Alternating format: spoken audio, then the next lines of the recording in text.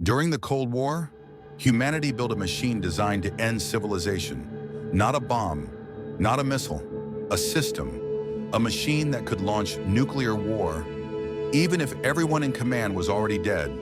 Its purpose was terrifyingly simple: guarantee revenge, guarantee destruction, guarantee that no enemy could strike first and survive. The Soviet Union called it Perimeter. The world knows it as Dead Hand, the Doomsday Machine, a system so frightening that many people still question whether it truly exists. Because if Dead Hand works as intended, it means humanity created a mechanism capable of starting nuclear war automatically, even after civilization has collapsed. This is the story of the Soviet Dead Hand system, one of the most terrifying creations in human history. The story begins during the Cold War. The United States, the Soviet Union, two superpowers, thousands of nuclear weapons, enough firepower to destroy the world many times over. The fear was constant. Both sides worried about one nightmare: a surprise nuclear attack. What if enemy missiles arrived without warning? What if leaders were killed instantly? What if communications were destroyed? What if no one survived to give retaliation orders? This possibility terrified Soviet planners, because nuclear deterrence depends on one thing: the enemy must believe you can strike back, always. If retaliation becomes impossible, a first strike suddenly becomes tempting. The Soviets needed a solution, an extraordinary one, a system that could guarantee retaliation. Even if the government no longer existed, even if military headquarters were destroyed, even if everyone was dead, the result was Dead Hand, known officially as Perimeter. Its exact origins remain secret. Most researchers believe development began in the late 1970s. The project accelerated during the early 1980s, a dangerous period in history. Relations between the United States and the Soviet Union had deteriorated. Both sides feared war. Then came another event. In 1983, the Soviet Union shot down .content reference seat index 0. Tensions exploded. Later that same year, a NATO military exercise called .content reference site issue index 1 terrified Soviet leaders. Some genuinely feared it was a cover for a real nuclear attack. The world came dangerously close to misunderstanding, and misunderstanding during the Cold War could mean annihilation. The Soviets became obsessed with survival and retaliation. Dead Hand moved forward. Its concept was chilling. If Soviet leadership was destroyed, the system could determine whether a nuclear attack had occurred, and if certain conditions were met, it could authorize a retaliatory launch, automatically, not entirely without human involvement, at least initially, but potentially without surviving leaders. How could such a system work? Reports suggest Dead Hand monitored several factors: seismic activity, radiation levels, communication failures, military signals, evidence of nuclear detonations. If enough indicators appeared, the system could assume the Soviet Union had been attacked. Then came another step. It would attempt to contact military command. If communications remained intact, humans could intervene. If nobody responded, the system might conclude that leadership had been destroyed. Then came its final function: special command missiles, not ordinary nuclear weapons. These missiles carried launch orders. As they flew across Soviet territory, they would broadcast commands to nuclear forces, missile silos, submarines, strategic bombers. The message would be simple: launch, retaliate, destroy the enemy.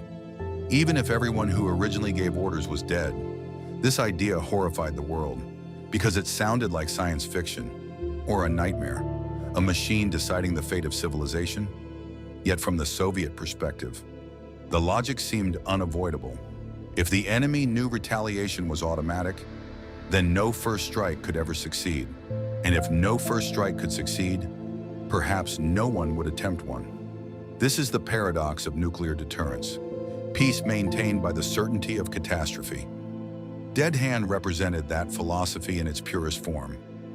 Then came another question. Was Dead Hand fully automatic? This remains controversial.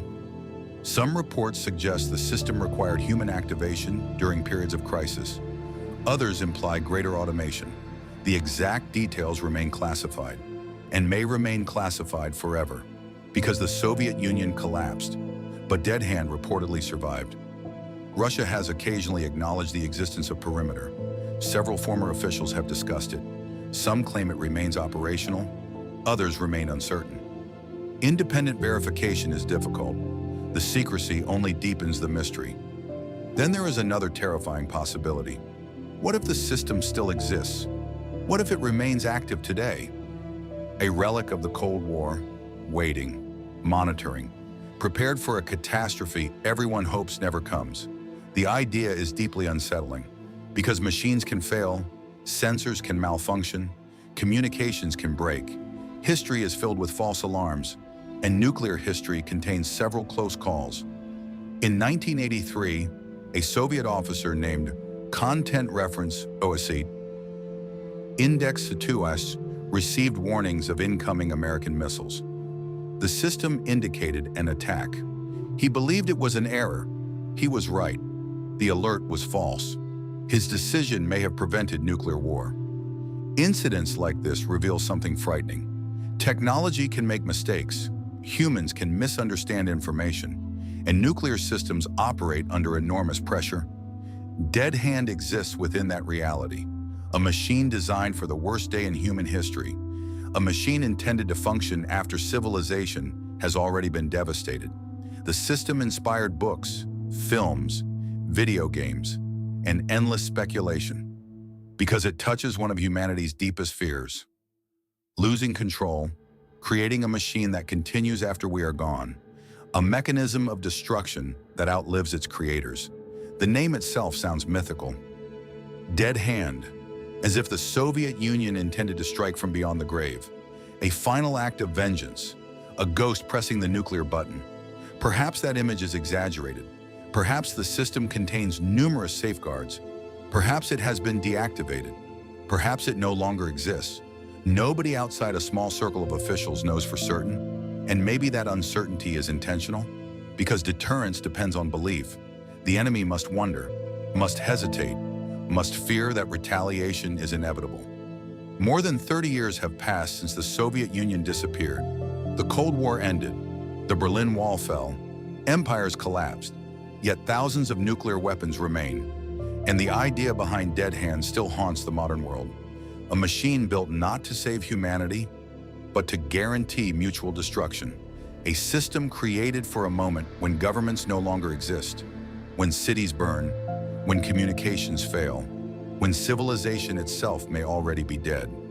Because the most terrifying aspect of Dead Hand is not its technology. It is what it says about human fear. At the height of the Cold War, human beings became so afraid of annihilation that they built a system capable of launching nuclear war after everyone responsible for launching it was already gone. A doomsday machine, designed to function in the aftermath of apocalypse, a final act of retaliation, and one haunting question remains.